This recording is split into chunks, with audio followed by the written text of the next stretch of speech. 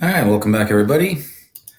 Um, this week we're going to be looking at the cardiovascular system.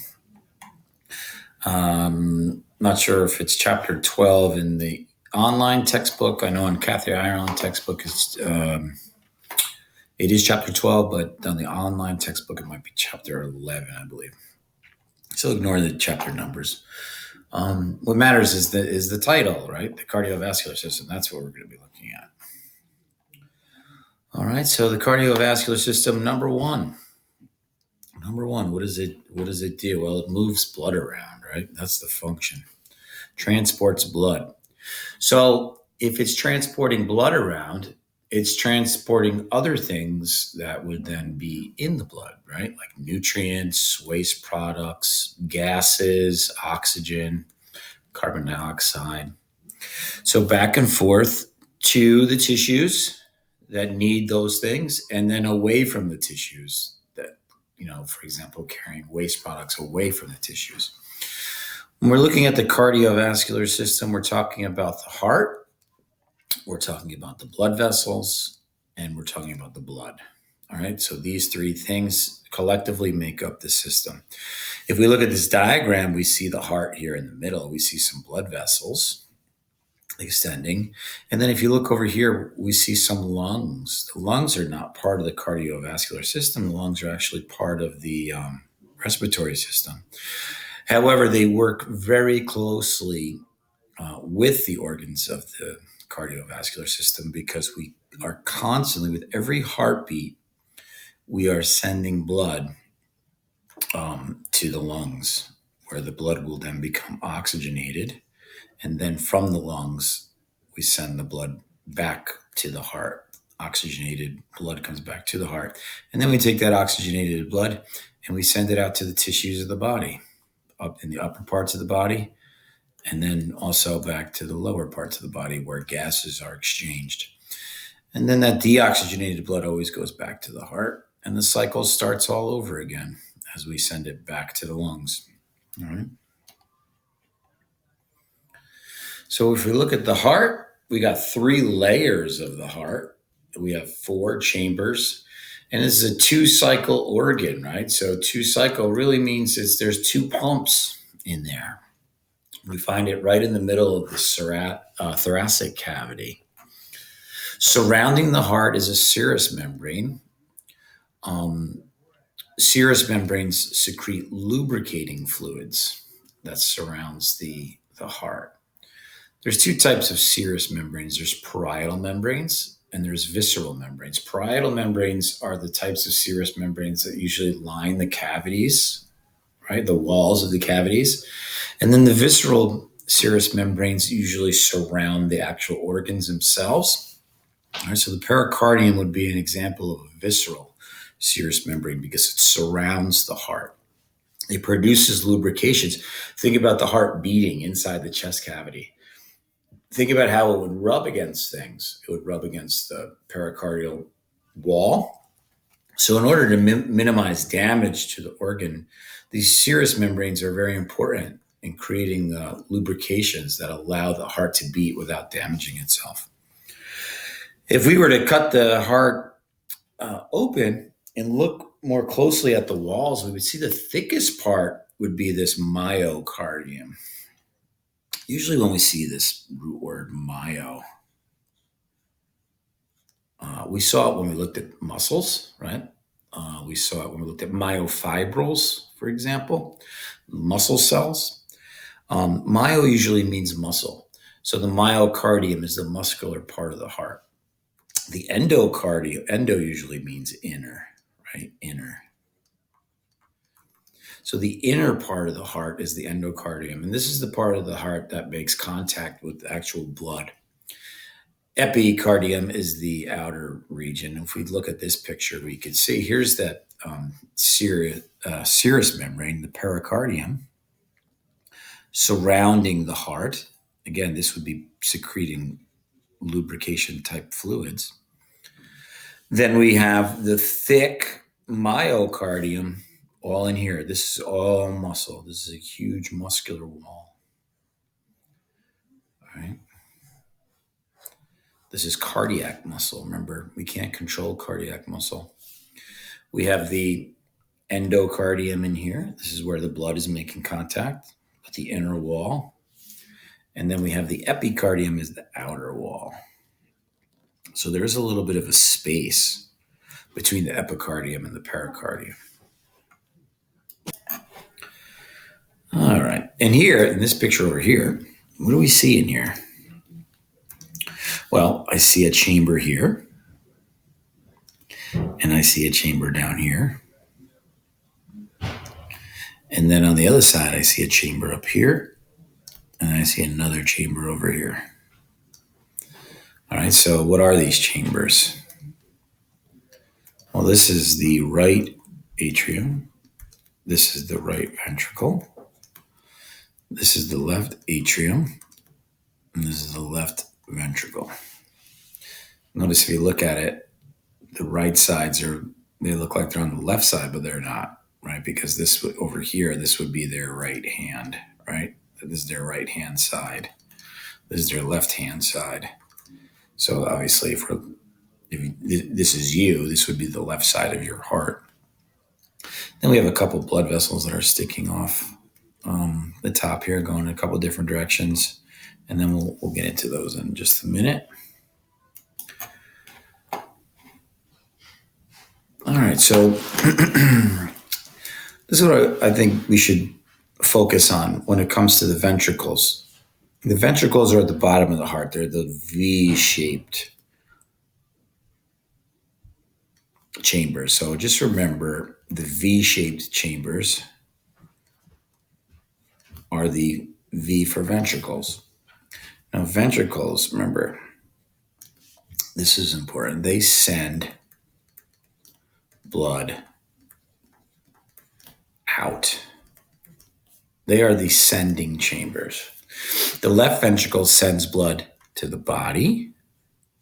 The right ventricle sends the blood to the lungs.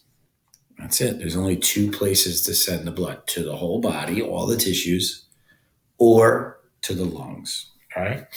Now, the atria are the two chambers that sit on the top. So we have the ventricles down here, the V-shaped ventricles down here. The atria would be sitting on top. Atria are receiving chambers. When blood enters the heart, it enters through one of the two atria. The left atrium sits over the left ventricle, and this receives blood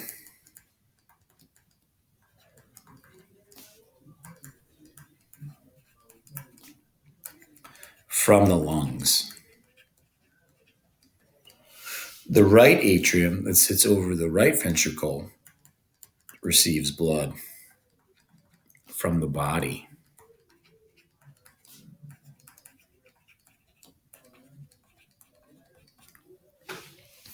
Now, a lot of times in the models, if we're looking at just images and pictures, we will use this color scheme of red and blue.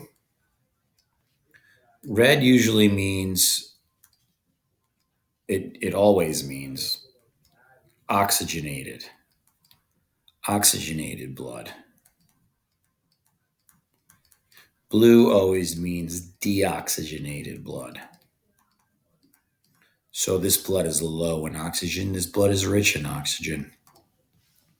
If blood is coming back to the left atrium from the lungs, this blood is going to be rich in oxygen. So this is going to be oxygenated blood, right? If blood is coming back to the right atrium from the body, that means that blood just dropped off oxygen in all the body parts. It's coming back. This blood is going to be deoxygenated blood, right? Deoxy blood. All right. There's a wall of separation that separates the left side from the right side, right down the middle. This wall of separation is called the septum. All right, so this is kind of important because this keeps the oxygenated blood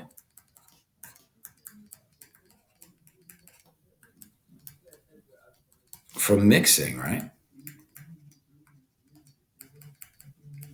It maintains the efficiency of our closed circulatory system. So here we go. We got a nice look of the heart from the outside. This is a vital organ, so of course it's going to have some fat surrounding it, acting as a thin layer of protection. We have blood vessels that run directly from the aorta out into the muscles of the heart. These are called coronary arteries, and they attach from the aorta, and they're going to be feeding the muscles of the heart. Remember, if these blood vessels become clogged, well, then blood supply will be diminished to these very important muscles of the heart, and then you're going to have a hard time beating your heart. Right? So that is what a heart attack would be. A myocardial infarction would be if these muscles are not getting the oxygen that they need because these coronary arteries, the arteries that feed the muscles of the heart, are blocked.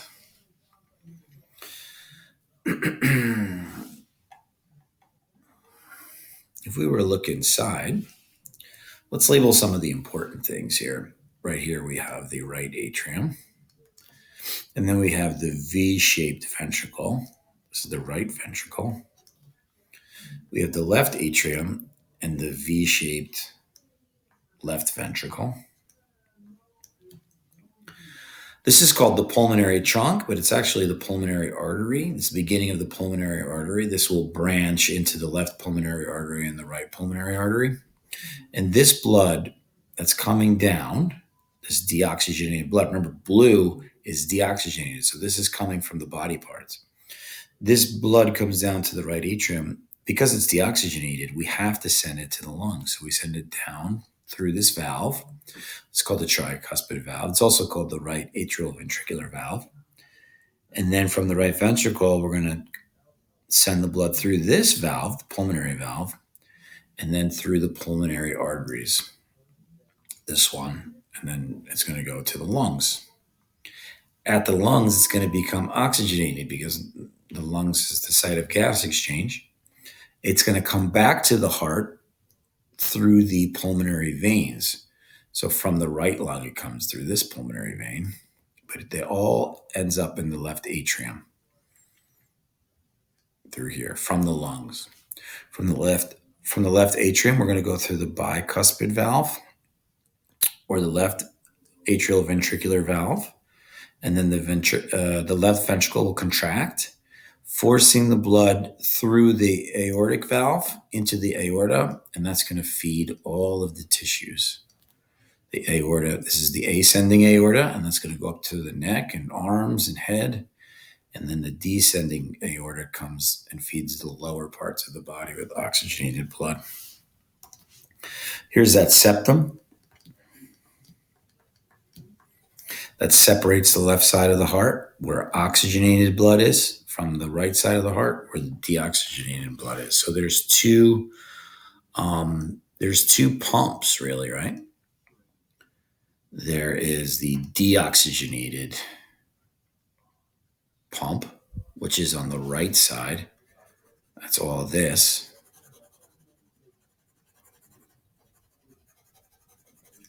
And then there's the oxygenated pump, which is the left side, which is all this, the left atrium, the left ventricle,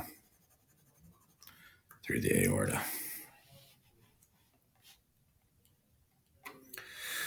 What do we want to remember about valves? What's important about valves? It doesn't matter what the valves are called. If they're AV valves, separating the atrium from the ventricles, these are the AV valves. The tricuspid valve and the bicuspid valve. Doesn't matter. Or if it's the pulmonary valve here, or the aortic valve, which is kind of visible here.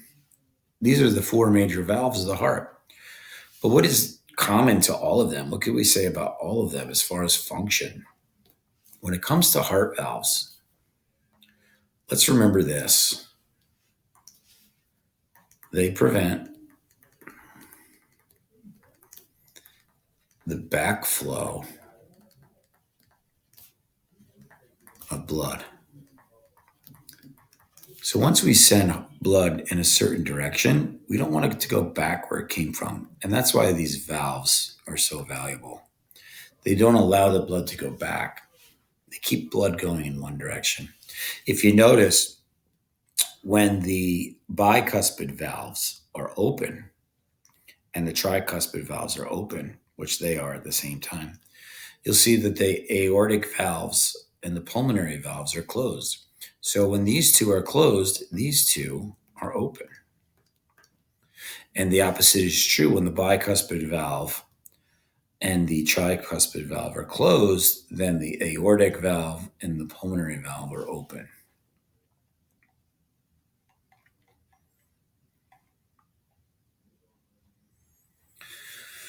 All right, so this slide just kind of goes over the flow of blood as it enters into the right atrium. Now, remember, what's going into the right side? This is deoxygenated blood coming back from the tissues, entering into the right atrium, coming up from the tissues from below, also draining into the right atrium. This is the inferior vena cava down here, which connects to the right atrium. This is the superior vena cava that also connects to the right atrium. Remember, the atria are the receiving chambers. So the deoxygenated blood will then go through the right AV valve. And then from here, it's going to go through the pulmonary trunk. Some of the blood is going to go down the left pulmonary artery. Some of the blood is going to go down the right pulmonary artery. And it's going to enter into the lungs. It's within the capillaries of the lungs that carbon dioxide gets dropped off and oxygen gets picked up. Now the blood is becoming oxygenated. This oxygenated blood is going to come back to the heart in the right pulmonary vein or the left pulmonary vein. When it comes back into the left atrium right here. From the left atrium down to the left ventricle.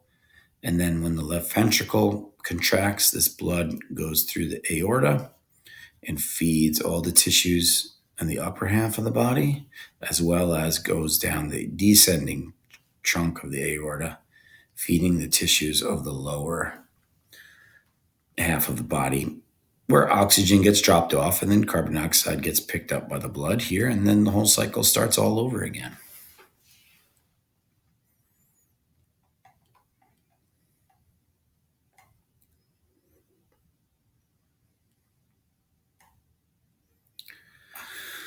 All right, so again, this is the inferior vena cava, bringing deoxygenated blood into the right atrium. This is the superior vena cava, bringing deoxygenated blood into the right atrium. From the right atrium, the blood goes through the valve into the right ventricle. From the right ventricle, we go up through the pulmonary trunk, through the pulmonary valve, and we go to the lungs. It's in the lungs that the blood gets oxygenated, and then the blood comes back from the lungs into the left atrium. From the left atrium through the valve into the left ventricle. From the left ventricle up through the aortic valve into the aorta, into the body's tissues, where gases are exchanged, and then the whole thing happens all over again. What's the difference between this diastole and systole? Well, systole is what happens when the walls of the chambers are contracting. That's called systole. So the walls are contracting or they're relaxing, right? So when they're in a relaxation period, we call that diastole. So it's at the beginning of the cycle that the heart is completely relaxed and with blood entering both of the top chambers at the same time. This is called diastole. After that, the atria will both contract, right? Squeezing the blood that's in these chambers, forcing them to go down into the ventricles. That's called atrial systole. Once the blood fills the ventricles, the walls of the ventricles will contract, and that's what ventricular systole is. And that's going to force all the blood out of the ventricles and into their appropriate blood vessels, either the pulmonary trunk or the aorta. While the ventricular walls are contracting, while ventricular systole is happening, the atria are relaxing, right? It says here, soon after atrial systole, ventricular systole occurs. So the atria relax during ventricular systole. And then the whole thing happens all over again.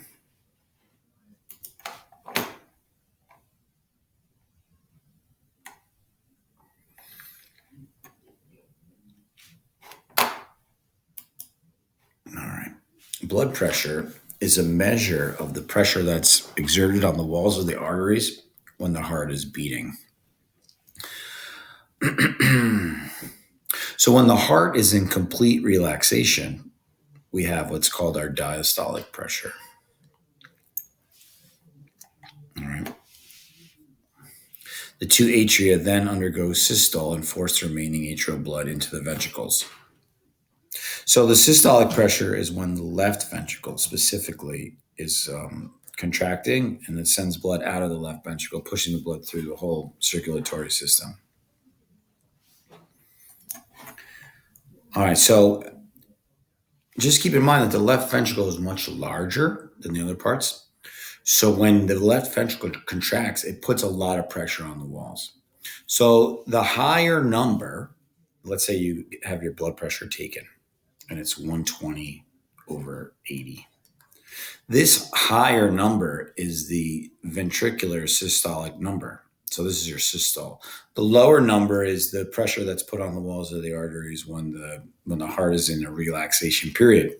So this is your diastolic number. All right. So the higher number is on top. That's the systolic, and then the diastolic is the number on the bottom.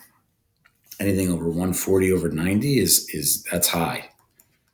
Right? 120/80 is kind of a normal, but even that's kind of high.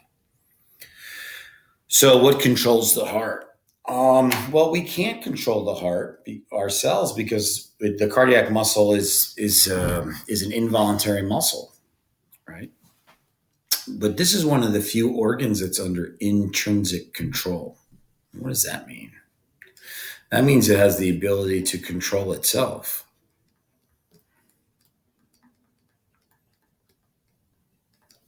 So right now, as you're sitting here, if you're in a rested state, the heart is actually generating its own rhythm without even involving the brain.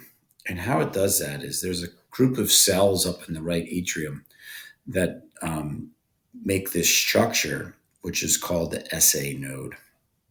And it's in these cells that this is also known as the heart's pacemaker, because it's in these cells that the heartbeat is generated. All right. So from the SA node, which initiates the heartbeat, this signal will then get passed to another area in the heart, which is called the AV node, which is a different group of cells that's right at the bottom of the left atrium. And it's through the AV node that the signal gets relayed through the rest of the heart.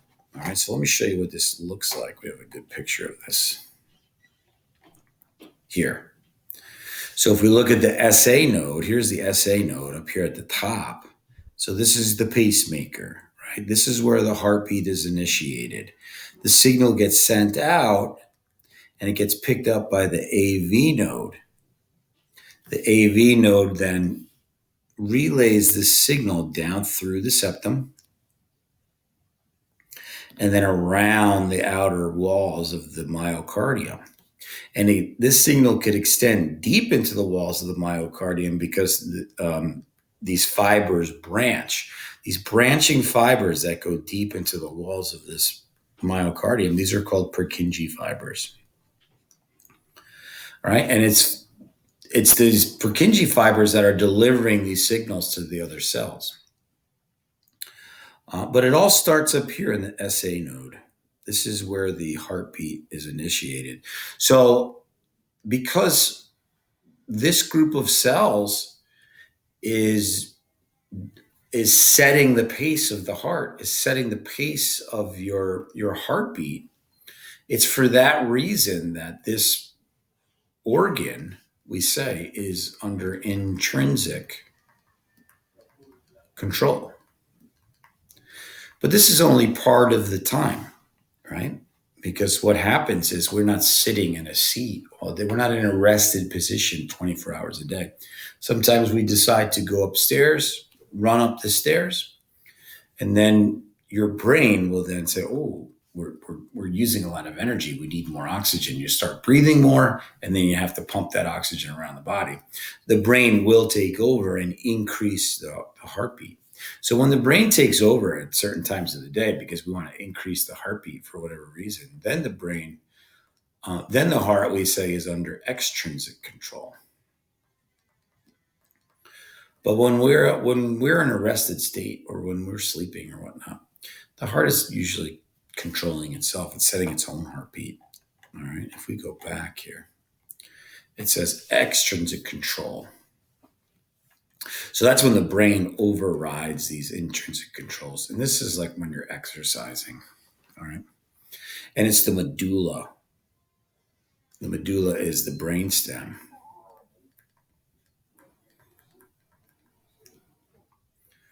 All right. And we could increase or decrease the rate as necessary.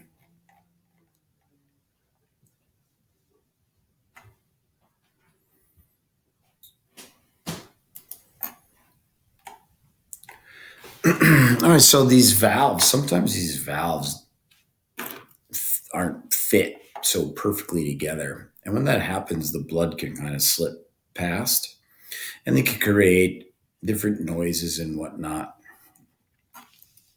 When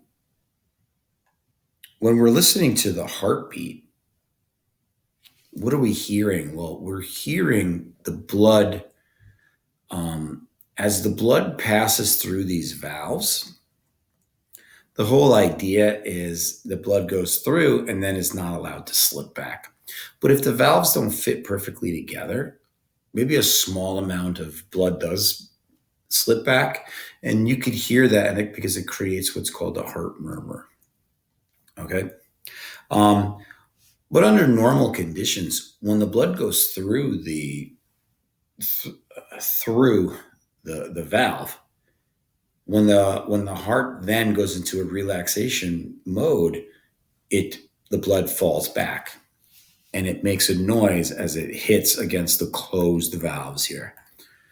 So blood will pass through these two valves at the same time. The valves will close behind it, and then the blood will fall and make a noise against those two valves. Same thing happens here with the pulmonary and aortic valves. As the blood goes through, the valves close behind it, and then the blood falls during the diastolic period, and it makes a noise. So we have two noises happening.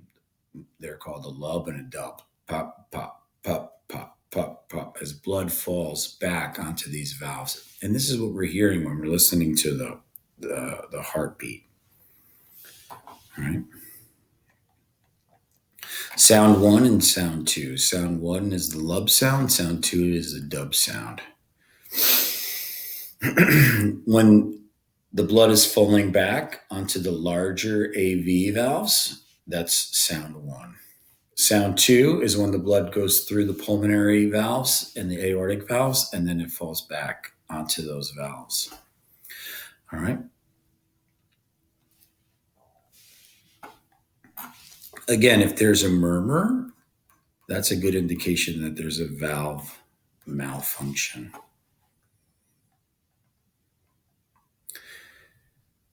If the doctor believes that you're experiencing some type of heart problem, like if the heartbeat is out of whack, you can participate in what's called an EKG. An EKG stands for electrocardiogram. So what's happening is the heart, remember we said the heart sends out electrical signals from the SA node to the AV node, from the AV node through the septum, all the way through the Purkinje fibers. These electrical signals could get picked up through the skin all along the torso and the chest. So we could have these probes put on that detect the electrical signals, and then we could create what's called the electrocardiogram, so the electrical signals can be analyzed and recorded. And it's through the EKG that the cardiologist would be able to determine if there's an issue with the beating of the heart, either with the beating of the contracting of the atria. If one of these lines, the P, Q, or R portion, are out of whack, then the doctor would know this is an atrial problem. For example, if you have AFib, they would be able to tell by looking at the electrocardiogram, these lines would not be right. If it's a problem with the ventricle, then there would be an issue or an irregular EKG line in this portion, which is called the QT interval.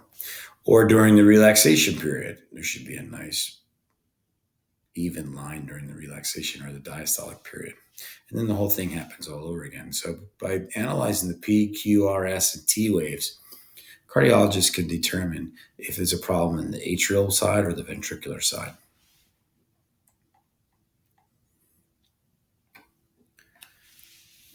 When it comes to blood vessels, there are three main types of blood vessels.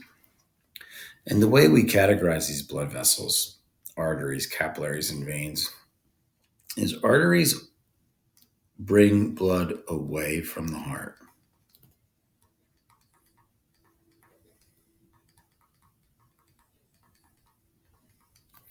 A for away, A for artery. Veins bring blood to the heart.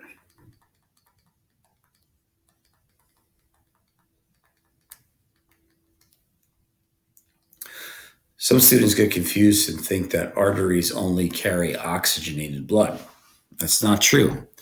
There's an artery in the body that carries deoxygenated blood, and that's the pulmonary artery. So just because it's blue doesn't mean it's a vein, and just because it's red, that doesn't mean it's an artery. I mean, most of the time that's the case, but not always. Now, if we're going away from the heart, we usually stop at capillaries before we go back to the heart, right? So it's in the capillaries that materials are exchanged between the blood and the tissues. So capillaries really connect the arteries to the veins. All right, so if we analyze, this is an artery, right? And this is kind of like a weird cross section. And this is a vein. If we analyze the difference, there's a couple differences here. First of all, lumen size. Let's look at the lumen size. So the lumen is the opening. If we compare the lumen of an artery to the lumen of the vein is much larger. However, if we compare the muscular walls of the arteries are much thicker. Another big difference between arteries and veins is that veins have these valves. Arteries don't have valves. if we look over here at the capillaries, this picture is not drawn to scale. The capillary would be actually much smaller. The lumen would be very small. The walls are only 1 cell thick. So these are the thinnest of the blood vessels. And it makes sense because items have to go through the walls in order to be exchanged, right? Between the blood and the tissues. The tissues would be out here. Okay. The reason why the outer portions of the artery, including the muscular portion and the connective tissue that surrounds, are so much thicker in the arteries compared to the veins, is because the arteries are under a lot more blood pressure. They have to be able to withstand the blood pressure from the left ventricle. So with thicker walls and more elasticity, they are able to expand and come back.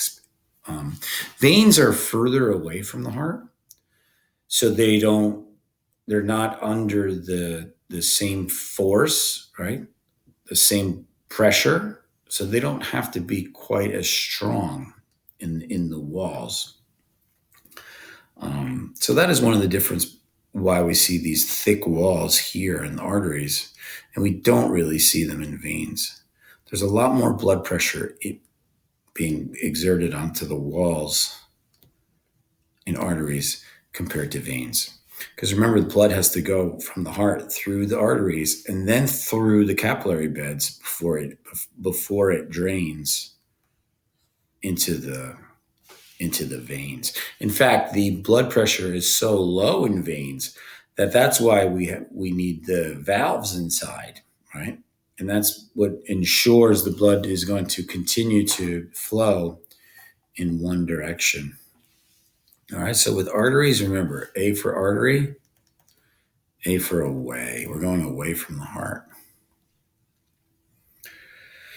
Okay, the arteries that are closest to the heart have very thick walls, very thick walls.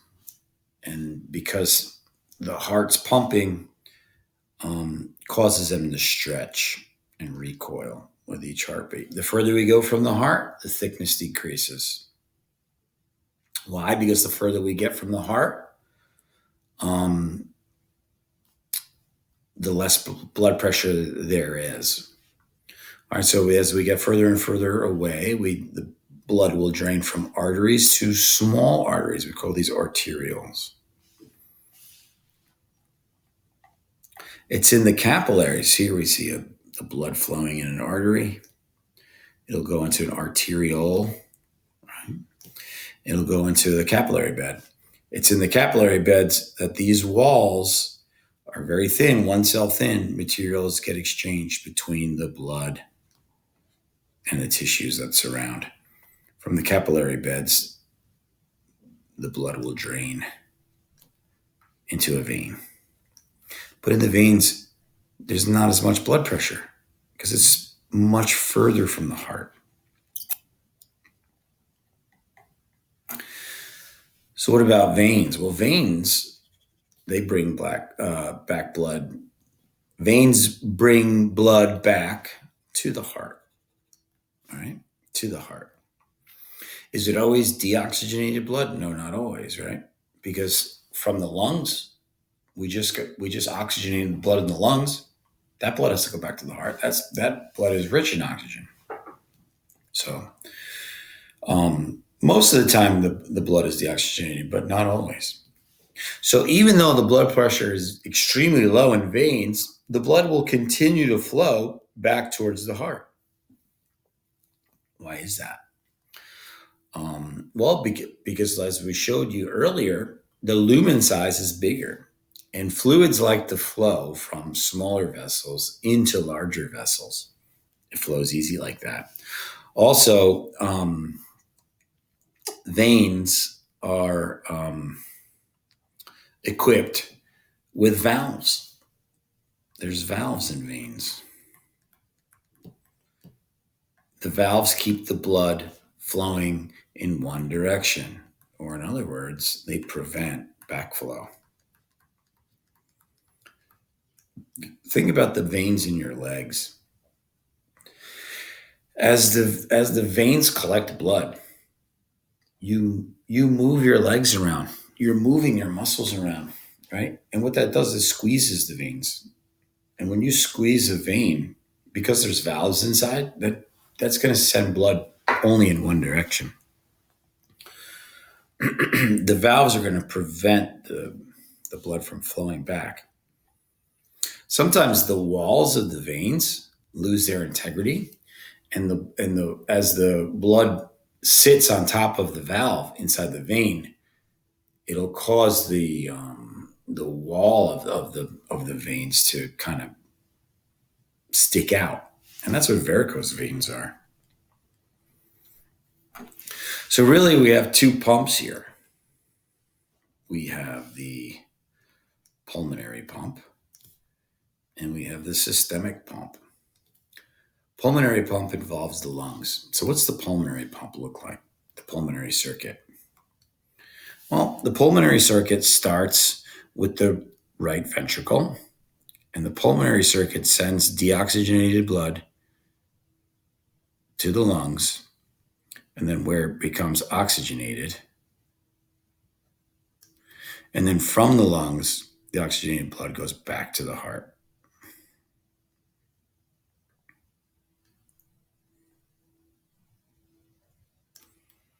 That's the pulmonary circuit. The systemic circuit starts in the left ventricle. And what it does is it sends the blood to the body's tissues, everywhere except the lungs, the liver, the kidneys, the stomach, the intestines, down the iliac artery to the pelvic area, the lower limbs. And then the blood goes back up to the heart. All this blood is draining into the inferior vena cava, and all the blood from the top of the body drains through the superior vena cava to the right side of the heart, to the right atrium, to the right ventricle. So that's the systemic. We're feeding the body's systems, right? The systems, the spleen, the stomach, the liver, the intestines. We're feeding the body's systems with oxygen and nutrients, the brain. That's why it's a systemic circuit. When we're feeding the lungs, we're sending the blood to the lungs to become oxygenated and then back. That's the pulmonary circuit.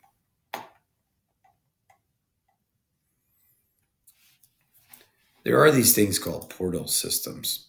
And they're kind of like if you're going on vacation and you get on the highway. Most of the time, you don't go from point A to point B. A lot of the times, you stop at a rest stop, either to go to the bathroom or eat or something. And the portal system is very similar. A lot of times we don't send blood from point A to point B. Sometimes the blood makes a pit stop somewhere. One of the examples of that would be the hepatic portal system. The hepatic portal system is in the liver. The blood will go down to the small intestines where it'll pick up nutrients, right? Remember, the villi are those finger-like projections in the small intestines, and there's blood vessels that extend up inside of them that are absorbing nutrients as we break it down from our digestive system.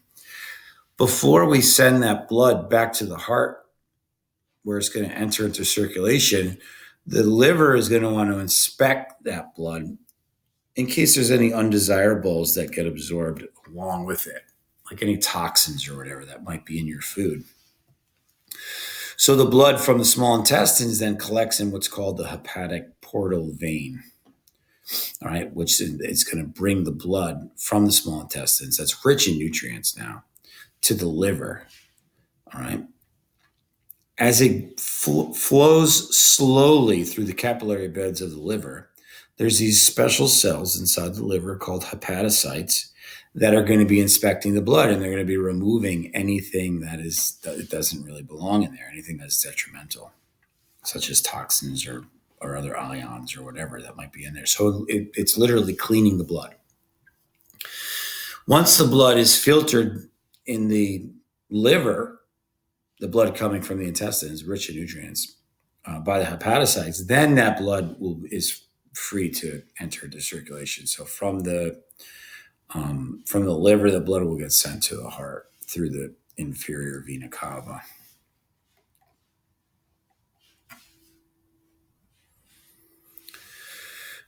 Some of the cardiovascular diseases include hypertension, which is high blood pressure, the hardening of arteries, myocardial infarctions, heart failure, emboli, stroke, and varicose veins, which we talked about.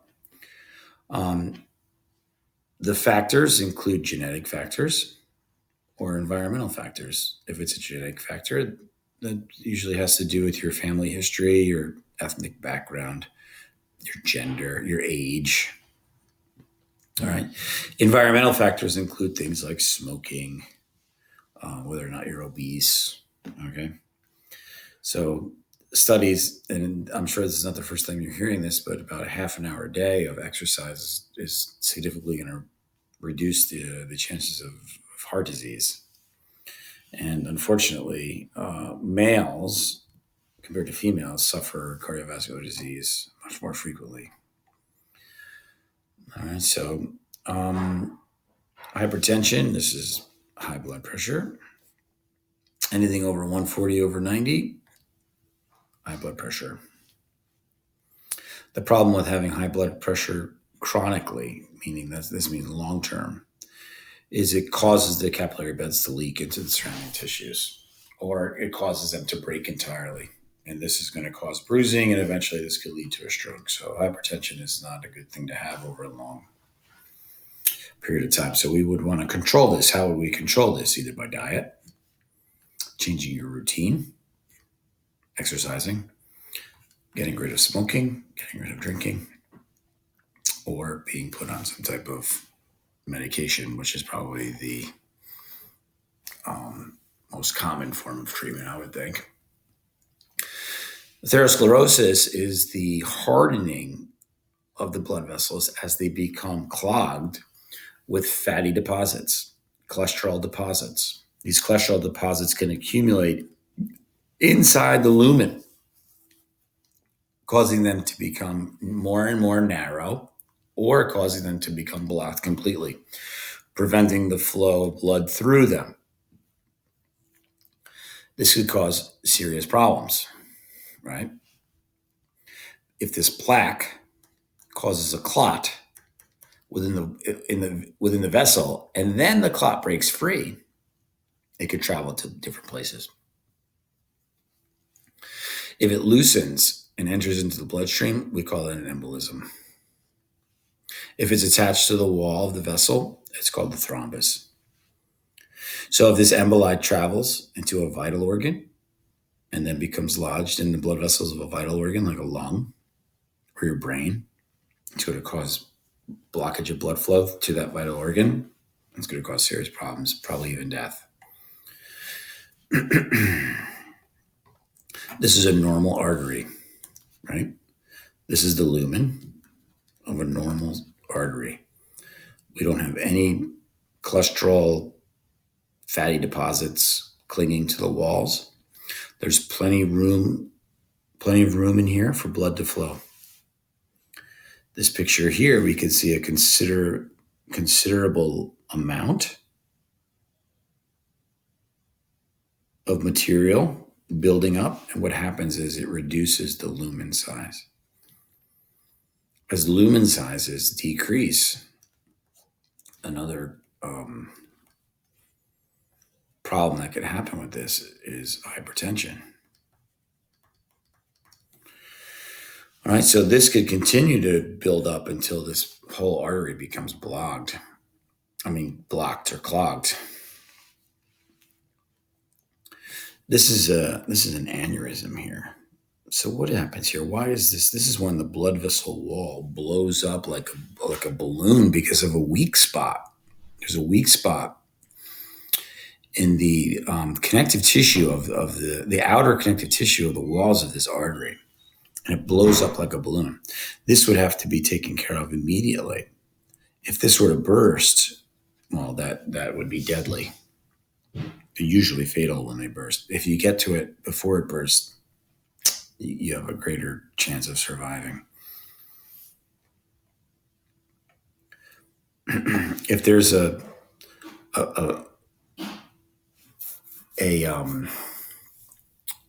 an embolism, which is, remember, is a plaque, a deposit that's circulating. If it becomes, lodged in one of these arteries, that's going to block flow of blood to the brain, and that's going to cause a stroke. A stroke is when the tissues of the brain become deprived of oxygen and nutrients. And then when you deprive any tissues of oxygen and nutrients, those tissues will die. So we need to immediately remove the embolism if it's happening in the brain. And this could happen in the lungs too. If we have a pulmonary embolism, the tissues of the lungs will die. That's not good either. So we could tell a lot of times if somebody's having a stroke from these symptoms: difficulty speaking, blindness in one eye, numbness on one side of the face or the body, loss of speech, motor skills. All right. A heart attack is also called a myocardial infarction. This is when the walls of the muscle, the walls of the heart are dying because they're getting deprived of oxygen. Okay, so this is what happens when the coronary arteries become blocked due to the plaque that's building up inside of them. This is usually associated with angina. Angina is chest pain. Okay. We can control chest pains with different drugs, no problem. However, if we control our blood pressure, that tends to help as well. So let's look at balloon angioplasty or stent. Let's look at all these different ones, actually. These are all different treatments. So here we see an obstruction. These are the coronary arteries here. And blood is supposed to flow from the heart through the aorta and then down the coronary arteries. And all the muscles here that surround get oxygen from these coronary arteries. And as long as oxygen is being delivered by the coronary arteries, the walls of the heart will work and the heart will beat. However, if we block these arteries, this is going to be a problem because the tissues down here will be deprived of oxygen. So what we can do is we could do a bypass, right? So we could take a vein from your leg and sew it to the wall of the artery and then go right past the blockage. So we could still have blood flow before the blockage, and then we can bypass that block by doing this bypass surgery. This is a single bypass. Sometimes when heart surgeons are doing this, there might be multiple areas. We could do a double bypass, triple bypass, quadruple bypass, where you would keep adding different veins from the aorta to try to go past all these different fatty deposits. Here we have a plaque deposit in the coronary artery. Blood is still flowing through, but it's getting close to closing. We could go in with a balloon, inflate the balloon that squeezes the deposit, right? Opening up the blood vessel, increasing the size of the lumen, allowing the blood to flow better. Or we can insert a stent, right? We could put the stent in. Then when we pull we leave that stent in there, and that using this wire mesh, what does it kind of physically hold that artery open. As we get older, the heart will become weak, especially if we're laying in our hospital beds all day long, and it's not going to be able to push enough blood through the circulatory system. All right. So as the heart becomes weak, it becomes difficult for the left ventricle to move blood throughout the whole system. And what happens is fluids will begin to back up. And as they back up, they leak into the lungs. This is going to cause problems. It's going to cause pulmonary edema. All right. So this is more common now because people are living longer and longer and longer. And eventually, what's going to happen is congestive heart failure.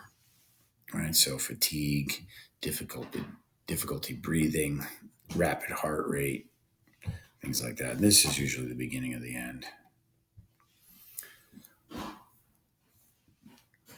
Remember, I was telling you in the legs, this is a pretty common area to see varicose veins.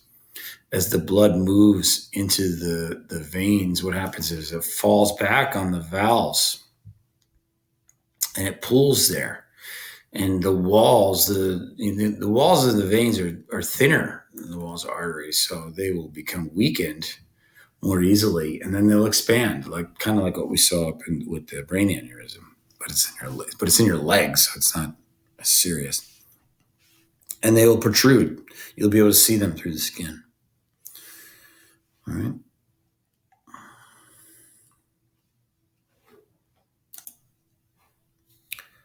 All right. The blood is our transport medium, meaning that we move things around the body by using blood, right? The blood could also form clots for us to prevent bleeding after an injury. It could help us to maintain our body's temperature, right? If we're really hot, we open up our blood vessels, allowing the warm blood to get closer to the surface of the skin. So when we sweat, the heat from the blood could be released from the body, and the sweat can cool our body down. So if we look at the blood, we could really break it down into a couple different parts. There's the liquid portion, which is mostly water. We call that plasma. There's cells. We got white blood cells, red blood cells. We got platelets. Well, platelets aren't really cells. They were cells at one time, but they're broken down into, so they're really cell fragments. And then there's other formed elements. In the bone marrow, we have stem cells, and the stem cells have the ability to differentiate into a wide variety of blood cells, including the white blood cell called lymphocytes. There's two types of lymphocytes. There's T cells and there's B cells. Lymphocytes are involved in the very specific immune response. And then we have leukocytes, or the granulocytes. These are also called agranulocytes because they don't have these granules on the surface of them. We have the non-specific white blood cells, including the monocytes, neutrophils, basophils, and eosinophils. But if we look at the surface of them, these have granules on the surface that are containing chemicals that when they confront an invader, the granules will release chemicals that are going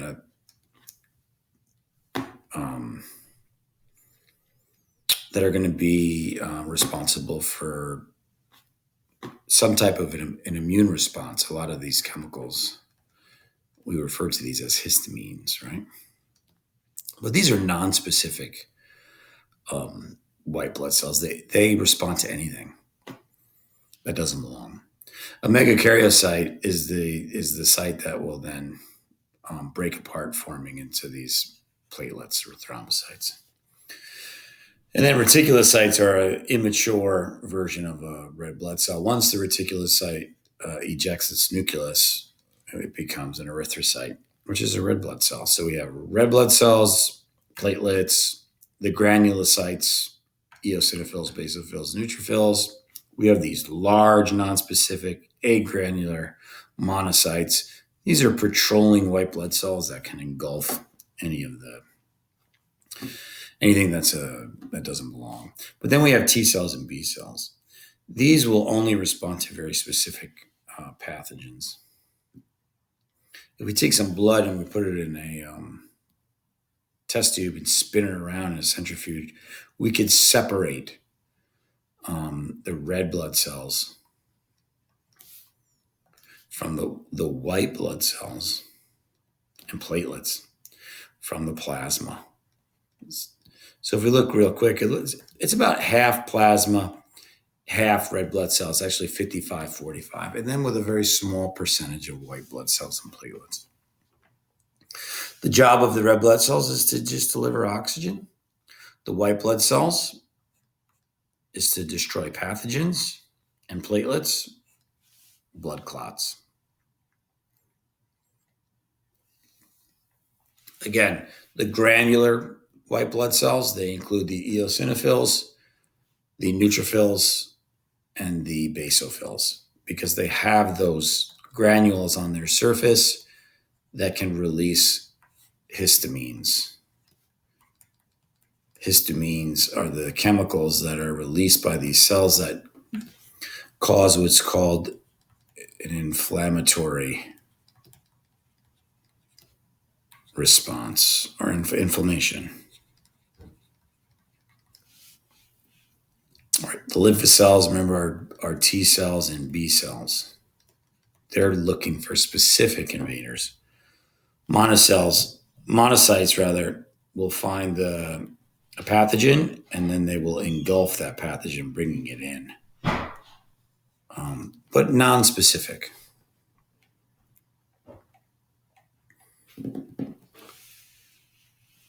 How do red blood cells transport oxygen? Well, there's a very important molecule on the surface of red blood cells called hemoglobin. There's about 200 million molecules of hemoglobin on the surface of every red blood cell. And what about hemoglobin? What's important is that iron is attracted to hemoglobin. Okay. There's an affinity between iron and hemoglobin that allows it to attach, allows the red blood cell to carry it through the blood. So red blood cells will circulate for about 120 days before they are damaged enough that they need to be removed from the circulatory system. The spleen and liver are the major organs that are responsible for recycling red blood cells, breaking them down and recycling them. About 2 million red blood cells are broken down every second. So if 2 million red blood cells are being broken down every second, we have to be able to produce them at the same rate in order to maintain homeostasis. Erythrocytes, right, are red blood cells. So erythropoiesis is the word that we use to describe red blood cell formation. And red blood cell formation is controlled by hormones.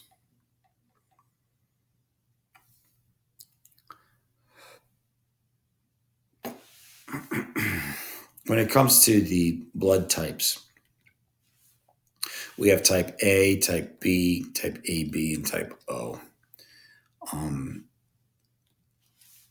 So let's zoom in here so I have more room to draw. When it comes to type A cells, let's say we have type A blood cell. This is a red blood cell that has proteins on the surface. The proteins on the surface of the cells are called antigens. A type A blood cell will have type A antigens on the surface.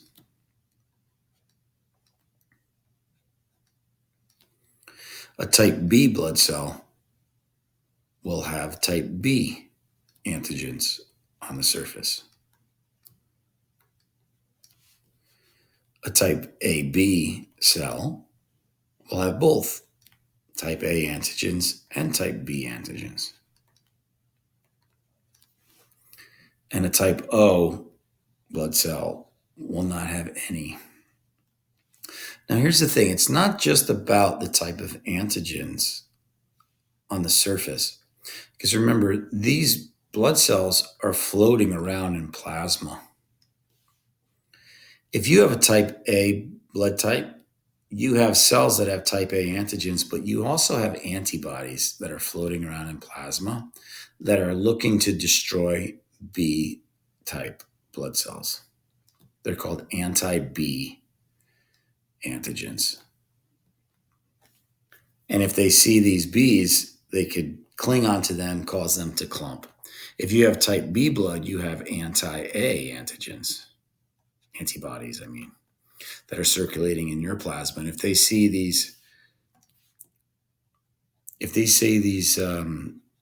if A type blood enters into your circulation, these anti-A antibodies can cling to it like this, causing that blood to clump.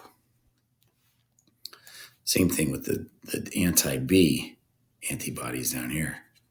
If we put B blood into this type A blood, these anti-B antibodies will cling to the surface of that blood and cause it to clump. Now, if you have type AB blood, you don't have anti-A or anti-B antibodies. You don't have antibodies. But if you have type O blood, you have both. You have both types. You have anti-A and anti-B antibodies. So this person can receive blood from anybody. This is the universal recipient. Because there aren't any antibodies in the plasma to reject the blood coming in. This is the universal donor. Why is this a universal donor? Because there's nothing on the surface for these antibodies to cling to. There's nothing there. So this person could give their blood to anybody. But this person can only receive blood from other AB. This person could receive blood from anybody, right? Receive blood because there's no antibodies. This person could only receive blood from other type O's. That's it. But they could give their blood to anybody.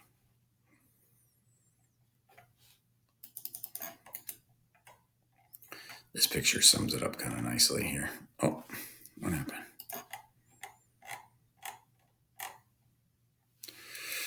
Here we see the type A blood. We see the type A antigens only. And if we were to, this plasma is going to have anti-B, right? So if these Bs come in here, there's going to be an agglutination. Type B blood has type B antigens, but it has anti-A agglutinin factors, right? So it has the anti-A antibodies. Type AB blood has both types, but it does not have any anti-A or anti-B antibodies. And then we have type O blood. This has no antigens on the surface, no antigens on the surface. Okay, so it's going to have both anti-A and anti-B proteins in the plasma. So this can only receive blood from other O's. This could receive blood from anybody. This type of blood could give blood to anybody. Remember platelets, what do we need to know? Do we need to memorize this whole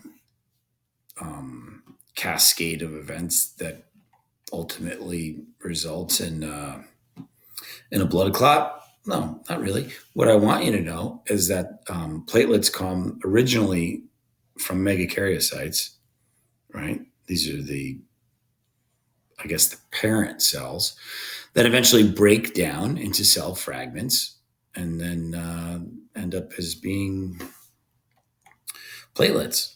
And another thing I want you to know about platelets is that they form blood clots. All right. And what does that mean? What that helps to maintain homeostasis, right? If we're bleeding, that means that we have a hole in our blood vessel. It's going to create a clotting cascade. And so it's going to trap these red blood cells using these different fibers. It creates a dam, really. We can see here these fibers are going to be produced from the platelets, and they're going to trap these red blood cells, creating a dam. That's going to stop the bleeding. Okay, so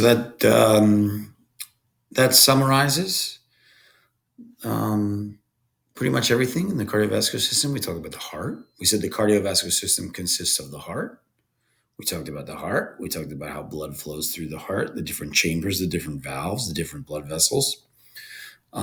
Includes the blood, right? So we looked at the components of the blood, the plasma, the cells of the blood, red blood cells, white blood cells, platelets. It includes blood vessels. Arteries, A for artery, A for away. If the blood is going away from the heart, it's traveling in an artery all the time. If it's going back to the heart, it's traveling in a vein. What connects arteries to veins? Well, those are the thinnest blood vessels. Those are called capillaries. And that's where materials are going to be exchanged between the blood and the tissues. And that covers pretty much everything. If you have any questions, I'm not going to go over the disorders in the notes because you're going to research the disorders yourself in the form of a disorder project that's going to be heading your way soon. Any questions, feel free to contact me via email. If not, I'll be seeing you soon.